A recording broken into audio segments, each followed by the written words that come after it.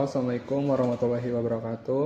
Sebelumnya, perkenalkan, nama saya Jafar Al-Mahfudin dari bidang akademik. Di sini saya akan menjelaskan soal pengantar akuntansi 1 yang diampuh oleh Ibu Dr. Elvira Zain, SE, MSI, AK. Nah, sebelum kita masuk ke pembahasannya, saya akan menjelaskan jenis-jenis akun dan juga alurnya sebagai informasi tambahan. Di sini terdapat 5 jenis akun, yang dimana yang pertama ada aset, yang jika bertambah ada di debit dan berkurang ada di kredit. Yang kedua ada akun kewajiban, yang jika bertambah ada di kredit dan berkurang ada di debit. Ketiga ada akun modal, bertambah di kredit dan jika berkurang ada di debit. Yang keempat ada akun pendapatan, yang jika bertambah ada di kredit dan jika berkurang ada di debit. Lalu yang terakhir atau yang kelima yaitu ada akun beban, yang jika bertambah di debit dan juga jika berkurang ada di kredit. Langsung saja kita menuju ke soal dan juga pembahasannya. Di sini ada transaksi yang terjadi selama bulan September tahun 2022 pada perusahaan Amanah dan sebagai berikut. Pada poin A, tanggal 1 September tahun 2022, Nakir menyetorkan kas ke rekening perusahaan sebesar 10 juta rupiah. Nah, seperti yang tadi saya jelaskan, kas itu termasuk ke jenis akun yang pertama atau aset, yang dimana jika aset bertambah maka posisinya ada di debit dan jika berkurang posisinya ada di kredit. Maka dalam jurnalnya kita bisa catat cash terhadap kapital Nakir sebesar 10 juta rupiah. Lalu poin B, pada tanggal 2 September dibeli peralatan dan perlengkapan dengan harga masing-masing 2 juta rupiah dan 750 ribu rupiah secara tunai. Dan dimana peralatan dan perlengkapan itu masuk ke dalam akun nomor pertama atau aset yang bertambah akan masuk ke debit. Dan kita bisa catat seperti ini dalam jurnalnya, yaitu equipment terhadap cash sebesar 2 juta rupiah dan juga supplies terhadap cash sebesar 750 ribu rupiah. Lalu poin C, pada tanggal 5 September dibayar sewa kantor sebesar 3 juta. Sewa kantor termasuk ke jenis akun beban, yang dimana jika bertambah posisinya akan di debit. Dan di dalam jurnalnya kita bisa catat seperti ini, rent expense terhadap cash sebesar 3 juta rupiah. Lalu pada poin D, tanggal 6 September diterima pendapatan jasa sebesar 800.000 secara tunai. Akun pendapatan jika bertambah maka posisinya akan di debit. Dan kita bisa catat jurnalnya, cash terhadap service revenue sebesar 800.000. Lalu untuk poin E, tanggal 10 September diterima uang muka untuk pekerjaan 1 sebesar 4 juta sebagai pendapatan jasa. Kita catat jurnalnya seperti ini, cash terhadap service revenue sebesar 4 juta rupiah. Lalu poin F, pada tanggal 15 September dibayar gaji pegawai sebesar 150.000. Gaji pegawai itu masuk ke dalam akun nomor 5 atau beban, yang bertambah posisinya ada di debit. Jika bertambah posisinya ada di debit. Dan jurnalnya kita catat seperti ini, salaries expense terhadap cash sebesar 150.000 rupiah. Lalu untuk poin G, tanggal 17 September membayar utang kepada PD Abadi sebesar 1.500.000. Seperti yang tadi dijelaskan, utang itu termasuk ke nomor akun 2 atau kewajiban, yang jika bertambah posisinya di kredit dan jika berkurang posisinya di debit. Dan dalam jurnalnya kita bisa catat seperti ini, akun payable terhadap cash sebesar 1.500.000. Lalu pada tanggal 20 September atau poin H, membayar tagihan telepon sebesar 20.000. Tagihan telepon juga masuk ke dalam akun beban. Kita bisa catat seperti ini, utilities expense terhadap cash sebesar 20.000. Lalu selanjutnya pada tanggal 22 September membeli perlengkapan kantor seharga 150 secara kredit.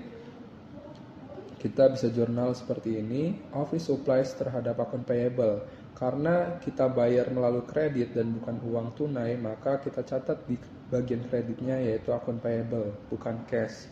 Yang dimana akun payable ini adalah hutang. Lalu untuk poin J, pada tanggal 23 September dibeli peralatan kantor sebesar 400.000 dibayar secara tunai 40% dan sisanya dengan wesel bayar. Nah, sebelum itu kita harus cari tahu terlebih dahulu berapa besar uang tunai yang harus kita bayarkan pada 40% ini. Nah, setelah kita hitung, uang tunai yang harus kita bayar itu sebesar 160.000 dan sisanya itu wesel bayar sebesar 240.000. Dan dalam jurnalnya kita bisa catat office equipment sebesar 400.000 di debit terhadap cash dan notes payable sebesar 160.000 dan 240.000. Lalu pada tanggal 25 di poin K, Rashid mengambil uang untuk kepentingan pribadi sebesar 150.000 secara langsung dalam jurnalnya, yaitu preference sheet terhadap cash sebesar 150.000. Lalu untuk poin L, pada tanggal 27 September memberikan jasa kepada pelanggan dan pembayarannya 2 bulan yang akan datang sebesar 600.000. Lalu kita bisa catat jurnalnya seperti ini, yaitu akun receivable terhadap service revenue. Karena pembayarannya 2 bulan yang akan datang, maka uangnya belum kita terima, jadi kita catat sebagai akun receivable atau piutang. Lalu kita lanjut ke yang terakhir, poin M. Pada tanggal 30 September, menerima pendapatan jasa yang telah selesai dikerjakan sebesar 550.000 secara tunai. Kita catat dalam jurnalnya yaitu cash terhadap revenue sebesar 550.000. Nah, ini kita sudah catat semua poin-poin dalam soal ini. Setelah kita sudah catat semua, kita jumlahkan dalam kredit dan juga debit. Dan setelah dijumlahkan, kita mendapatkan hasil yaitu sebesar 24.070.000. Dan ini juga sudah balance. Baik, selanjutnya kita akan lanjut ke worksheet. Nah, di sini untuk mengisi bagian adjustment, kalian tinggal memindahkan nominal dan akun yang ada pada journal adjustment di sini, dan semuanya kalian tinggal pindahkan ke dalam worksheet pada kolom adjustment seperti ini, dengan kalian mencocokkan nama akunnya seperti akun receivable seperti ini. Saya contohkan akun receivable dan sales revenue sebesar 3.500. Kalian cocokkan di sini akun receivable di debit sebesar 3.500 dan service revenue sebesar 3.500 di kredit. Dan jika pada kolom worksheet tidak ada nomor akun dan nama akun yang ada di journal adjustment, kalian bisa tambahkan nama akunnya dan nomor akunnya di bawah sini. Contohnya seperti ini, seperti insurance expense, supplier expense, depreciation expense building, depreciation expense equipment, waste and salaries payable, dan juga rent revenue. Jadi jika tidak ada akunnya di sini, kalian tinggal tambahkan saja.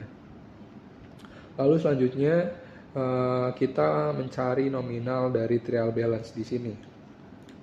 Nominal dari adjustment trial balance ini kita dapatkan dari trial balance yang dijumlahkan dengan nominal akun di adjustment. Contohnya langsung saja saya contohkan seperti ini. Di sini pada akun cash sebesar 4.500 pada trial balance, dan jika tidak ada nominal lainnya di sini di dalam adjustment seperti ini kosong, kalian langsung pindahkan saja si 4.500-nya ini ke dalam kolom debit di adjustment trial balance di sini. Nah, selanjutnya jika seperti akun receivable di sini sebesar 13.500 dan dalam adjustmentnya terdapat nominal juga sebesar 3.500 di sini di bagian debit juga. Nah, karena sama-sama debit, kalian jumlahkan atau kalian tambahkan nominal yang ada di trial balance dan juga nominal yang ada di adjustment.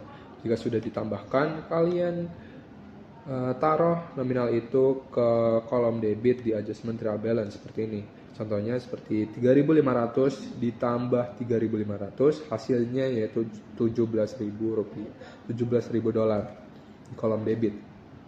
Lalu bagaimana jika akunnya di kredit seperti ini di adjustmentnya? Di sini contohnya seperti prepaid insurance dalam trial balance-nya yaitu nominalnya terdapat di debit sebesar 3.000 dan adjustmentnya terdapat di kredit, maka kita jumlahkan dengan mengurangi trial balance ini dengan nominal 2.000 ini yang ada di kredit. Contohnya jadi 3.000 dikurangi 2.000 dan hasilnya yaitu 1.000.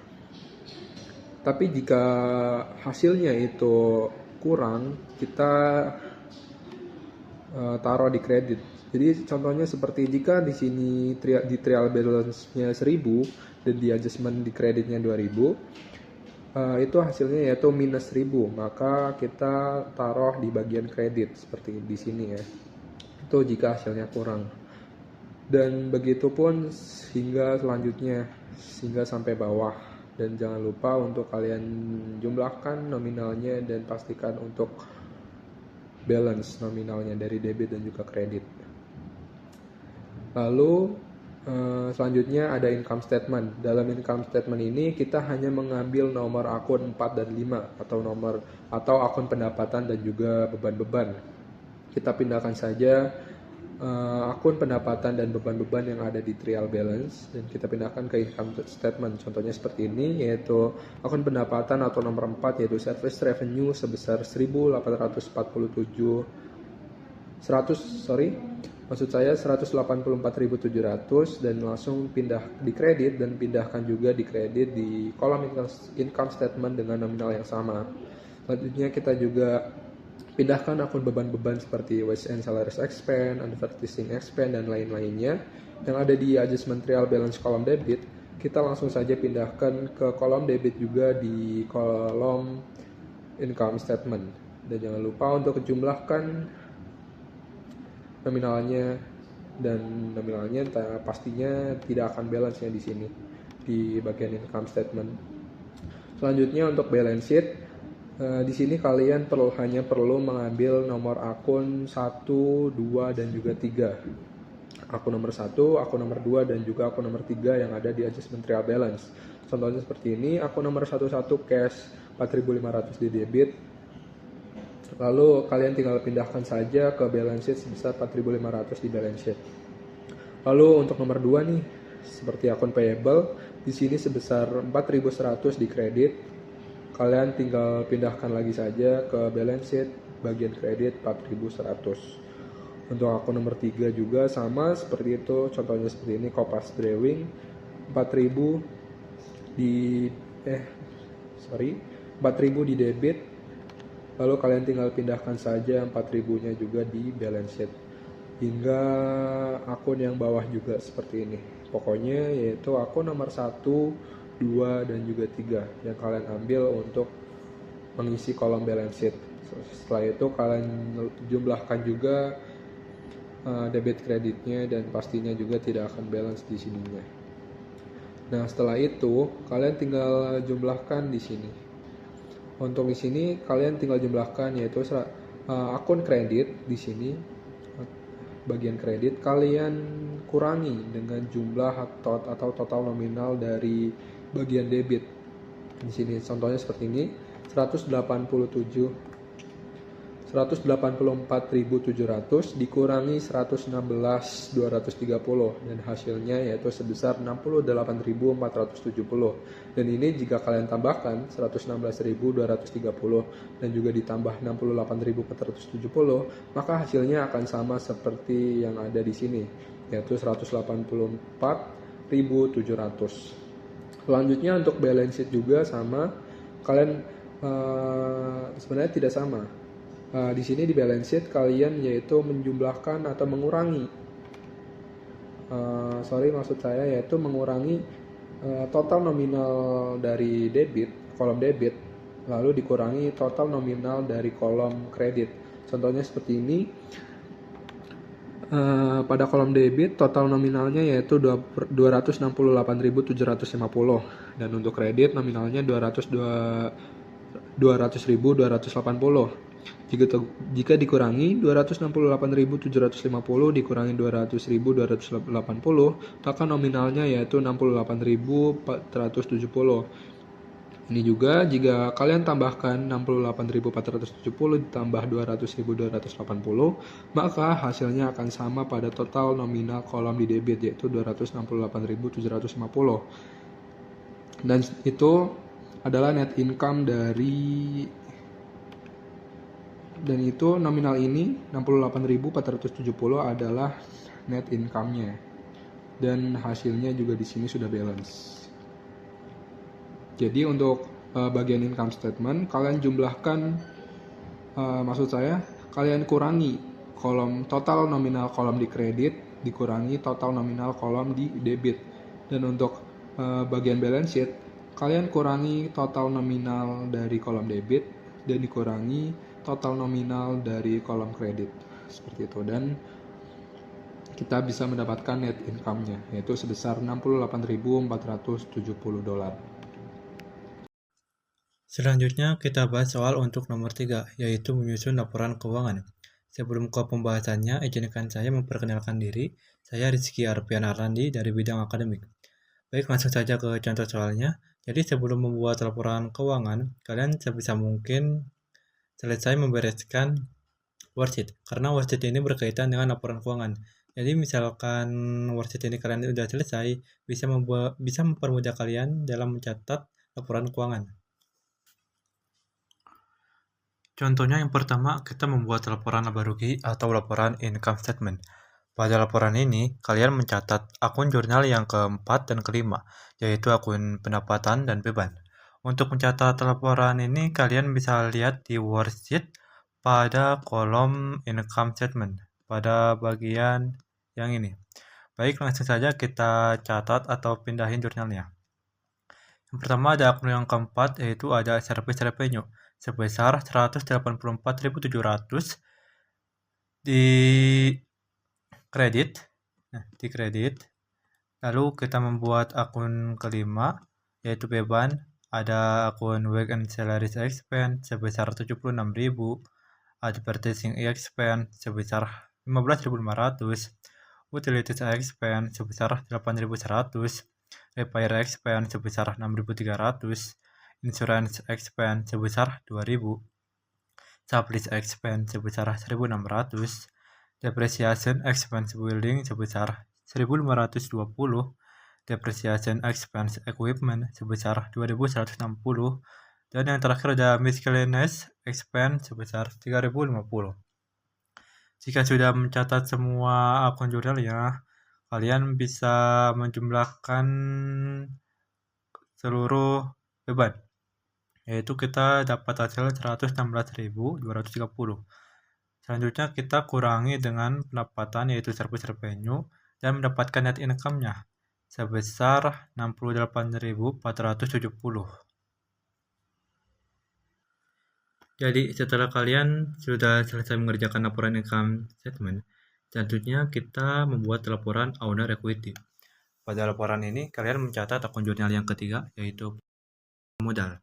Untuk akunnya kalian bisa lihat di worksheet pada bagian balance sheet. Baik, langsung saja kita catat atau pindahin jurnalnya. Yang pertama ada Kopas Capital sebesar 55.700 di kredit. Teman-teman pindahin 5.700. Yang kedua ada net income. Untuk net income ini kalian bisa lihat di laporan income statement sebesar 68.470. Ditaruh di debit. Lalu ada Kopas Drawing, bisa lihat di balance sheet sebesar 4.000 min 4.000. Selanjutnya jumlahkan net income dikurangi Kopas Drawing, dapat hasil 64.470. Lalu tambahkan dengan Kopas Capital 55.700 ditambah 64.470, dapat increase in capitalnya sebesar 120.170. Jadi setelah kalian sudah mengerjakan laporan owner equity, selanjutnya membuat laporan balance sheet. Untuk laporan ini kalian mencatat akun jurnal yang ke-1, 2, dan 3. Dan akunnya kalian bisa lihat di worksheet pada kolom balance sheet, sama seperti yang tadi.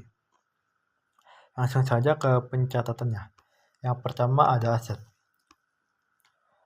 Aset ini terdiri menjadi dua macam, yaitu ada current asset dan fixed asset. Untuk current asset ini terdiri dari akun cash sebesar 4.500, lalu akun jasa payable sebesar 17.000, lalu prepaid insurance sebesar 1.000, lalu ada sublease sebesar 350, lalu ada rent revenue sebesar 1.000. Jangan lupa untuk menjumlahkan hasilnya dan mendapatkan total current asetnya sebesar 21.850. Selanjutnya kita catat akun fixed asset yang terdiri dari akun land sebesar 70.000, lalu ada building sebesar 100.500, lalu depreciation building sebesar 73.220, lalu ada equipment sebesar 71.400, lalu ada depreciation equipment sebesar 62.960. Jangan lupa lagi untuk menjumlahkan hasilnya, yaitu kita mendapatkan total fixed asetnya sebesar 105.720. Selanjutnya kita jumlahkan hasil dari total current asset dan hasil dari total fixed asset, dan mendapatkan total asetnya yaitu sebesar 127.570. Selanjutnya mencatat akun yang kedua, yaitu ada liabilities yang terdiri dari akun payable sebesar 4.100, lalu ada under net rent sebesar 500, lalu ada wage and salaries payable sebesar 2.800, dan mendapatkan total liabilities-nya sebesar 7.400. Selanjutnya catat akun yang ketiga, yaitu owner equity. Untuk akun ini kalian tidak melihat di worksheet pada kolom ini, jadi kita melihatnya di laporan owner equity. Nah, yang ini mendapatkan hasil 120.170. Kita catat. Selanjutnya kita jumlahkan hasil dari liabilities dan owner equity, yaitu 7.400 ditambah 120.170, dan mendapatkan totalnya sebesar 127.570.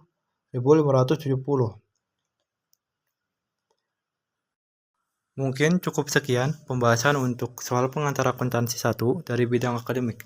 Semoga video ini bisa bermanfaat untuk teman-teman semuanya. Wassalamualaikum warahmatullahi wabarakatuh.